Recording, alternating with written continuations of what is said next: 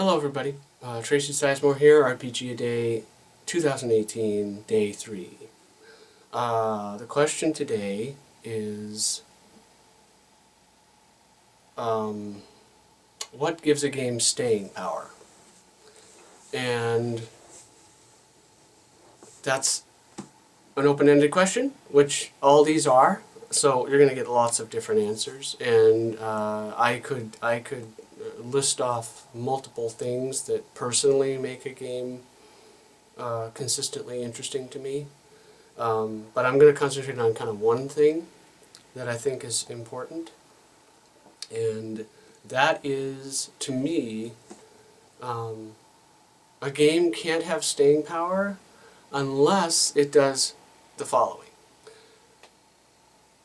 It says it's something, and then it actually is that something. So I think the best games, the best RPGs, systems and settings out there are ones that are congruent with what they are. If they say they're a game about proactive characters who are super good at what they do, and that's sort of a premise of what the game has to be, and then it follows through on that premise and supports it with mechanics and supports it with how the game is played, that is a consistent, congruent game. It says it's something, and it actually, when you actually play it, it is that something.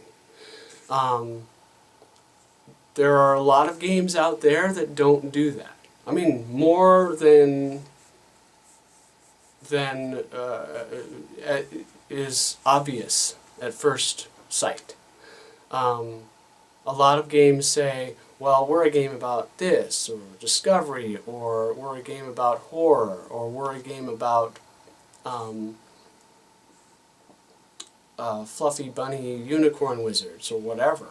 And then once you actually play that game, it actually turns out it's not a game about that at all. And that's, I mean, from a design perspective, it's hard to do that. It's hard to say this is what the game is and then make the game that.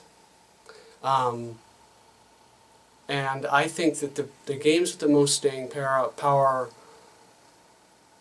have that characteristic in common. They may have other characteristics in common too, but that they profess to be something and that they actually are that something when you actually play it.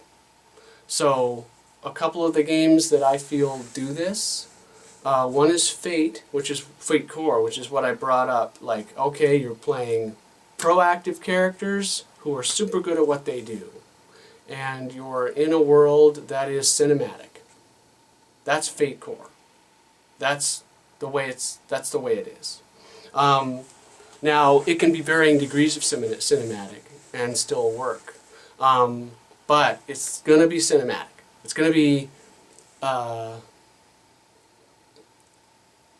born from a place of narrative rather than born from a place of realism, right?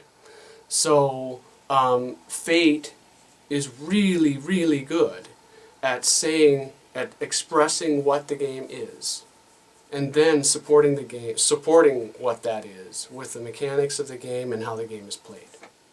And so you know what you're going to get into because it tells you, and it supports what it says it is when you play it.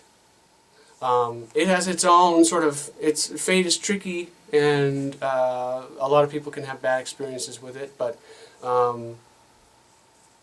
it can be awesome too. So I think, and I've spent a lot of time with Fate. I've run Fate quite a bit, and the reason I have is because it is consistent about what it says it is. Another system and game that does that, I believe, is Savage Worlds, and Savage Worlds is sort of the perfect name for that game.